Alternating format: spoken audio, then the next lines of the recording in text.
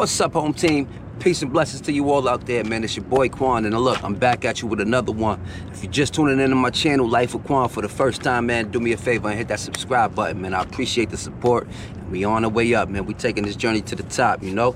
But anyway, it's Monday, it's a new day, new opportunity, new week, new blessings, you know what I'm saying? A great time, great opportunity to get up and shoot for the stars. But I wanted to get back into this life story that I finished part 2 at, and I kept getting cut off, so I figured I'd pick up where I left off at on my life story, man, and let you guys get to know me a little bit more, you know what I mean? But anyway, I left off last time. I was talking about the situation with my lawyer, man, and how he was corrupt, and how I was starting to realize that it's a dead-end road for real, man, and I don't got no rooms being a strong stand-up individual out here. So anyway, let's get into it. My lawyer, right, he was, he had me meet up with him at his office. Remember, I was fighting the case out on bail and everything, right? So he get to ask me again, man, out of nowhere, like, yo, can I ask you again why you wouldn't want to cooperate? Like, is it something to do with, like, the street code, or is it like a fear of retaliation, or you don't want to sign your name on a statement? Don't you know that there's other ways of cooperating? Like, so he goes into breaking down a scenario where, like, let's just say somebody from this side of town, you might know someone from another side of town, or whatever the case may be. This person might be a bad person or whatever. He might ride around selling drugs all day, or he might ride around robbing people or keep a gun on them. Like, you could provide some anonymous information, and if that information leads to an arrest, basically, you will be credited, basically.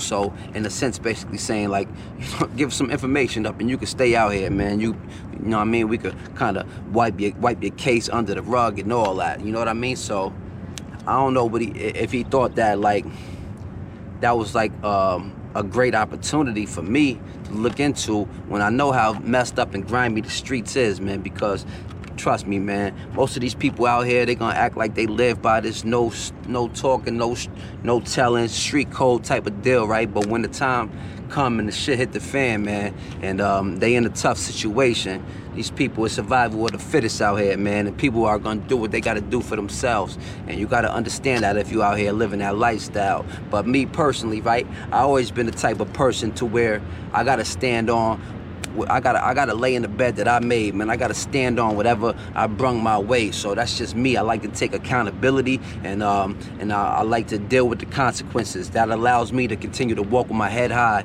and have a clean slate out here, you know? But anyway, so he breaks down that story. So I tell him, mind you, when he told me that, he like, yo, just so you know, just so you aware, that everything is confidential. What we talk about here is just only between me and you. It don't leave outside this office, basically. Which I know that's a lie, man, because I already know he like this with the fucking detective who arrested me anyway, you know? So anyway, I go to rebuttal his story that he told me. So I'm like, yo, look, man, this is how I feel about what you just explained to me. I said, so you mean to tell me that, I can give, just say for instance me, I can give you some information on somebody that I hardly even fucking know, from 2 holes in the wall, like, you know what I mean? Like, I could give you some information on somebody that I hardly even know, and that information that I give you is gonna make or break the severity of my case that much. Like, it goes from, oh, if I don't say nothing, then I got no choice but to go to prison. But if I do say something, I get to stay home. That just lets you know how much of a serious case my case really is. Like, you know what I mean? Like, and so I basically tell him, like, yo, that's how you know the system is fucked up, man. If I could give you some information on somebody that I don't even know, and that's gonna make or break my case that much, that just lets you know that the system is fucked up, and I gotta do what I could to get the fuck up out of there, basically. And that's basically how I left the conversation. You know what I mean? It wasn't, I could see, like, he was pressing more about this cooperation for some reason, and I just didn't understand. I keep solidifying the fact that I'm only here for one reason. I'm only paying you to get me that best cop-out offer. You know what I mean? I'm not cooperating. I'm not taking anything to trial. I just need you to get me that best offer, right? So, look, man, it only got worse from there, right? It only got worse from there. So, out the blue now, mind you, some time going by, weeks or whatever, I'm still fighting my cases or whatever. my case or whatever, and I start, sure enough, I start to get text messages from my lawyer. Mind you, like I said, man, my wife is pregnant with our firstborn child. I'm really trying to enjoy this time out here, you know what I mean? We out here doing a whole lot of baby shopping, and we had a nice, beautiful baby shower for our baby. Like, we was trying to, you know, we were so excited about bringing our firstborn into this world. But on the other side, my lawyer was making it fucking miserable for me, man. So sure enough, out the blue, right, I start getting texts from the lawyer, man. The lawyer texted me out the blue one day, basically saying, look, man, it sounds like I might have another sealed indictment. It sounds like they might be putting together another warrant on me, man. And it was just like, I wasn't even surprised. You know, I could see all the fuckery that's going on. And I know I was out here running around 100 miles per hour anyway, so it's like, man, I don't even fucking know at this point, man. So I'm like, what, man, that shit sound crazy though, man. Like, now all of a sudden I got another indictment coming or something like that. So he's basically saying, like, you know, you need to stay by your phone. You need to keep your phone near you at all times, because worst come to worst, if I do got an indictment, I'm gonna have to turn myself in ASAP. And he's basically recommending the best thing that he could do in order to, if they were to open up another indictment on me, that I would be able to basically stay home on the same bail. That's what he's acting like he's trying to do. He basically trying to act like he's going out his way to look out for me, man. When in all reality, he kind of trying to throw me under the bus for these detectives and stuff like that. And I already see the vibes. I already know what's going on. But at this point, I was so fed up that I'm just like, man, whatever the fuck is going on, come my way, right? So, like, when I meet with him after that, when he told me I might have an indictment, right? First thing I do is sit down with him. All right, worst come to worst case scenario, if I do got another one, if it's another cell, criminal cell, controlled substance or whatever, man, what's my cop out looking like? How much time am I facing from your experience? That's what I'm asking my lawyer, man, because I need to know what's in store for me, you know what I mean? How much time am I facing, basically? You know what I mean? So I just need to, you know, be prepared for the worst, basically, type of thing. And I forget whatever he was saying, man. I might be able to, cause, you know, at this time I already been up north, been to prison two times. I had a couple felonies on my record already, man. But here's the thing, something that I do know, and they was trying to fuck with me, man, because I know that, like, the laws had changed here in New York State for nonviolent drug offenses. And that's all I ever had on my history is nonviolent drug offenses, right? So they changed the laws to where there's no minimum sentencing guidelines now for nonviolent drug charges. So with that being said, there's no minimum guidelines. It's still maximums for whatever the felony hold, whatever class felony it is. There's still a maximum sentencing guideline, but there's no minimum. Being that the judge can, at his discretion, basically give you a slap on the wrist if you want to. He can give you probation. You don't got to go to prison, basically, is what I'm saying. So I'm hoping that be the case with me. You know what I mean? So, you know, so I spent some time. It's like he was fucking with me for a while, like, you know, a couple weeks here on out. Look, man, your indictment might be getting open Monday, stay by your phone. Monday will come. Look, man, I don't know, it might be Thursday or Friday come nothing. Like, it was just some weird shit going on, to the point where, like, I really felt the way, man. They was really rubbing me the wrong way. So, peep, one day I had a court date, right? I probably had to be there by 9 o'clock or whatever the case may be. So, as usual, I'm always a punctual person. So I arrive early. I'm there early, right? Mind you, he was texting me, look, make sure you meet me at court at such and such time. Make sure you're there and all that. So I'm like, I'll be there. I go to court, no problem. I'm sitting down in the courtroom. The bailiff, the court bailiff, he sees me sitting down. He knows of me. So he approaches me like, yo, such and such, you Mr. Such and Such, right? Look, the judge just adjourned your court date for a hearing or something, and he gave me the court date for when it was adjourned for. Like, you know what I mean? Mind you, I hadn't seen the lawyer yet or nothing. Like, I ain't even see him because I was there early. So I was super happy. Like, anytime I get to walk about that courtroom, man, trust me, it's like a breath of fresh air, man, you know? So anyway, I ski right up out of there. As soon as they tell me that I got my court date got adjourned, I gets up out of there, go get to my car, pull off, and sure enough, a few minutes later, my lawyer texted me. He like, hey, where are you? And I hit him right back, like, yo, look, man, they just adjourned the court date. They just told me that the court date was adjourned or whatever. He like, oh, no, look, you need to come back or something. We got to talk or something like that. So I'm like, yo, man, this dude is really pissing me off, man. Like, what's going on with this dude? Like, anyway, sure enough, like I said, I'm not trying to run from nothing. I'm standing on all my obligations. I ain't missing no court dates or nothing. I'm going to face this shit head up, man. That's how you got to do. But anyway, I double back to the courthouse. You know what I mean? He like, yo, meet me in the conference room on the 3rd floor or something like that, right? So, sure enough, I go to the conference room. I'm sitting in there. He comes in a minute later, and he like almost like frantic with it, like panicking. Like, he just seemed almost like he fucking sweating and all that, right? So I'm like, yo, so he coming to sit next to me at the round table. I'm like, yo, what's good? Everything all right, man? Everything all right? And he just like, yo, he's setting his binders and stuff down, and he just like, I'm not too sure yet, like something about them knowing you being involved in something, like they know that you involved. I'm like, what you talking about? Like, as I'm asking him, what is he talking about? At the same time I'm asking him, sure enough, the door opens, man. The door opens up to the conference room, and guess who it is? It's the arresting officer, man. It's Detective Scotty that's walking in the courtroom. I mean, that's walking in the conference room. Man, right now, on my kids, I could drop that right now, man. The fucking lawyer, I mean, the detectives who arrested me for my case comes walking in the conference room, right? So I'm like, now, I ain't gonna lie, man, I'm nervous at this point. My heart kind of dropped, man. I'm thinking, you know, I'm about to get these cuffs slapped back on me, or something's going on, man. I'm in some shit, though, you know what I mean? But that's not even the case. The detective literally just go around to the other motherfucking side of the table, set his phones down on the table, and he's like basically giving me the same proposition. Basically, he come to talk about some. Yo, listen, Quana, look, I know you're not trying to go back to prison. I know you got a kid on the way. Like, you know what I mean? You just finished up a bid. Like, you know what I mean?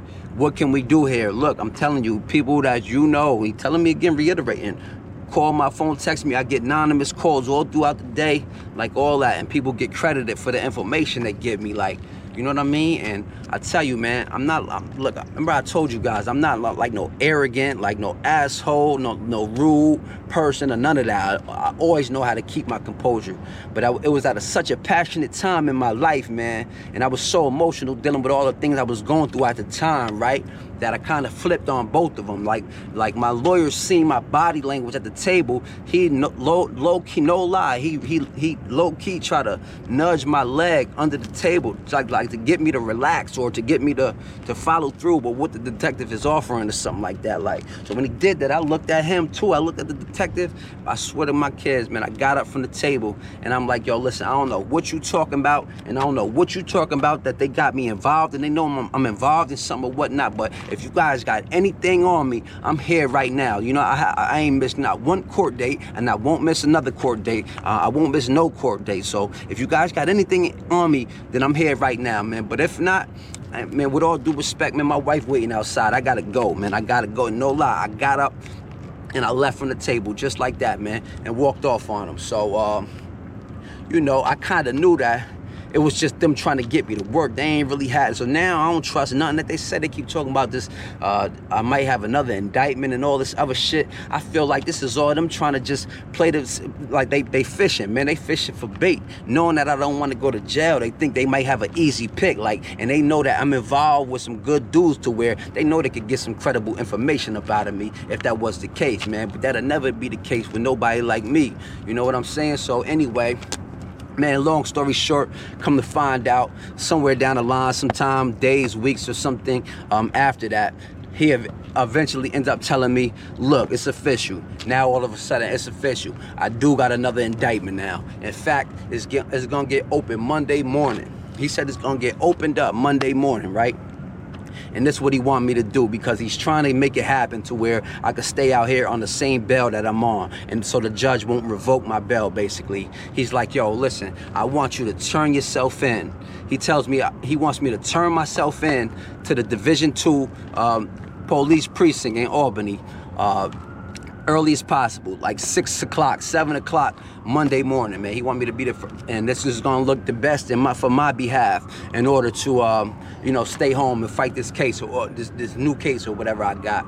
So sure enough, as stressed as I am, as stressed out as I was, man, like, got my firstborn child on the way, and it was just a rough point in my life, man, but I was standing on it. In fact, I was looking forward to Monday coming, to finally dealing with this shit head on, you know what I mean? So, kid you not, man, sure enough, Monday morning, what happens? I'm there, man. I'm there at the police station with my wife, first thing in the morning, man. First thing in the morning.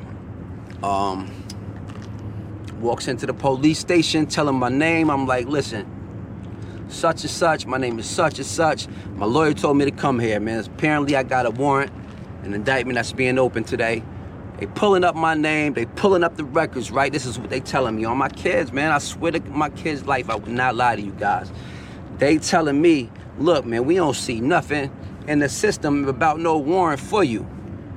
And I'm like, man, I already know I don't got no, like, it's somewhere going on, man. And they like, hold on 1 second though, wait right here, man. They called the detective unit upstairs, man. And the detectives is like, he get off the phone and they like, yo, we called the detective unit upstairs. Those guys know of you, but they said they don't have no warrant on you or something like that, but somebody's coming down to speak with you. Sure enough, a little bit later, man, the detectives comes down, white shirt. And he like, Mr. Frost, he like, yeah, just come with me or something like that, right? So I'm like, I bet, here we go. Now they officially taking me into their custody. I go from this side of the precinct, behind the door, behind the glass, to behind the door. I gotta leave my phone. I left everything with my wife, gave her a kiss, hug, you know what I mean? And went about my way back there. So I'm back there now. Now they got me back there. I don't remember if they didn't even like shackle me to the bench or anything yet, because they kept coming down to me, telling me that they don't got nothing, and they don't see nothing for me, man. They don't see nothing for me, right? So anyway, I probably was sitting down there a good probably hour, man. It felt like probably longer than that. It's been so long now that I can't really remember the exacts, but I sat down there for quite a while, right? Finally, one of the detectives come walking into the booking room where I'm at, and he's like, hey, such and such, Mr.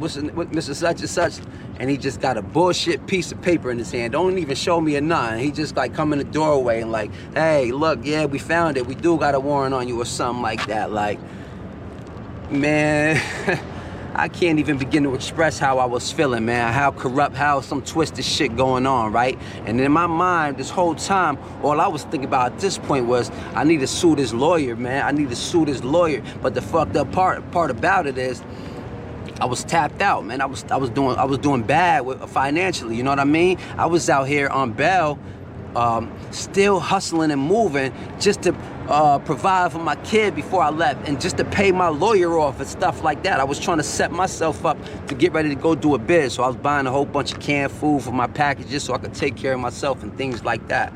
So I was doing bad financially, right? But I knew if I had some fucking money, I got a lawsuit on my hand, because for one, I was never supposed to be in that conference room with that detective, man. That's my arresting officer right there, and this is my legal counsel, so that's a conflict of interest right there, man. I'm smart enough to know that, but they think that we fools, though, you know what I mean? They think that we fools, and a lot of times we don't got it financially to fight these type of cases, so they know they can just kind of do whatever we want. It's a fucked up system, man. You guys leave them streets alone, man. If you guys young out there, man, or my YNs, whatever y'all like to call yourself, man, listen to me. Listen to my story, man. Leave them streets alone, man, because your right-hand man is going to tell on you. The lawyer is going to tell him, like, it ain't no room, especially if you stand on your business, if you're a real one, man. You know what I mean? You're just going to get trapped off. So that's why I count these blessings every day, man, because I done been through so much stuff. There's so much stuff that I would never even get into on this camera. But Anyway, sure enough, man, they got me down there, finally tell me I got a warrant, man. They said they're gonna transport me to the county courthouse and just a few here. And that's exactly what they do. They transport me to the county courthouse. I get in front of the judge. They open up some bullshit indictment, and basically they do let me go, though. They do let me go. They let me stay out on the same bail, so I was extremely happy with that, though. I leave the courthouse. Now, it was probably like a week or two later, my lawyer hit me up like, look, you got court. You got court now. You got a court date coming up there, or whatever the case may be, whatever day it was. And it was for the new indictment now. So I go to the court, right? Before we go see the judge, he pulls me into the conference room, and he's like, yo, listen, we got to go downstairs and still fight that case, but while we here in front of this judge, Judge Breslin, right here, right?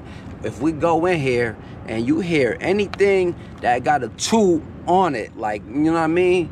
2 1/3 to 7, 2 1/2, 2 years flat. Like, if you hear anything that got a 2 or something on it, I need you to hop on it. I need you to take it right now. Like, and this is what he told me. This is what he told me out of his mouth, man. I looked at him. I swear to my kid, we started arguing in the conference room because I looked at him like, yo, you fucking kidding me, man? Y'all just opened up this indictment a week or 2 ago, and you think I'm about to just come in here and cop out to something? You think I'm about to just, like, you know, this is my life you talking about. Shit made, and he was like over there with a smirk on his face, like, you know what I mean? This is my life you talking about, man. You ain't filed no motion. You ain't did shit for me, man. We ain't go through no hearings or anything, and you want me to get in here and cop out to something. And, like, no lie, man, I kid you not, he kind of got flip on me. He raised his tone and kind of got flip on me, like, yo, listen, you think it's a game? You got all these drug sales on your history, and like, okay. He even basically told me this shit was fake. You want to know why? Because he said, all right, let's just say we do fight this one and we get it tossed out or whatever the case may be. So now we got to go back downstairs and for the original indictment, and that judge is gonna say, oh, since he just beat this up here, so let me just give him the max for that I can give him down here or something. He basically telling me that's what's gonna happen. Whereas if I take this, whatever they offer me up here, he could basically get them downstairs to match it, and then it'll run concurrent, basically. So if I take 2.5 here, I could go downstairs and take 2.5 years down there, and then they're gonna combine them. So I'm not gonna have to do 5 years. I'm just gonna have to do another 2.5 years or something like that, man. And this is what he tell me, man. And I swear to God, no lie, man, no lie. I was so fumed and overwhelmed, and I knew it wasn't that serious anyway. I'll be back home soon. That I said, you know what? I'm gonna take this, and I swear to God, this is what I told him right in that conference room. I'm gonna take this, I'm gonna take whatever they offering in here, man, and I'm gonna get out about y'all way, man. Y'all would never see me again. Y'all will never get another dollar from me again, man. I'm gonna come home and I'm gonna enjoy my family, man, and raise my kids, man, because this shit wicked, and I'm gonna get railroaded out here, you know what I mean? And that's exactly what I went to go do. I think I ended up getting a 2.5. He gave me 2.5 years, and I ended up coming back the next court day, getting the same one for the original case. And the judge, that's when I had to provide the information about my kid and all that being born. They let me stay home. They let me stay home until after my kid was born. So I was home for the holidays that year, 2010 into 2011. My child was born February 9th, 2011. And I ended up leaving like April, man. So I was home for almost about 2 months with my newborn child before I had to leave him, you know. And it was such a painful time in my life, you know. I felt so bad, but I was just looking at the blessing of it all. Like, you know, my child is so young that he won't even remember this. And you know, I was blessed to be able to be home to witness the birth of him. And I was just counting the blessings, man. I was just counting the blessings, man. My wife was on my side. She was gonna ride this little bit down with me. And, you know, that's what I did, man. That's what I did. I just walked the last bit down. And by the grace of God, that was the last time I ever caught any type of charges, any type of felonies. I've been arrested. or any of the above, man. Any of the above, man. But I'm gonna leave it right there. I got some more to get into, man, about this life story of mine. But that just completes this the topic of my last prison bit and when I started to change my life around for the better. But we get into part 4 sometime soon, baby. You guys know it. Stay tuned. As always, man, I appreciate you guys. All right, peace and blessings. One.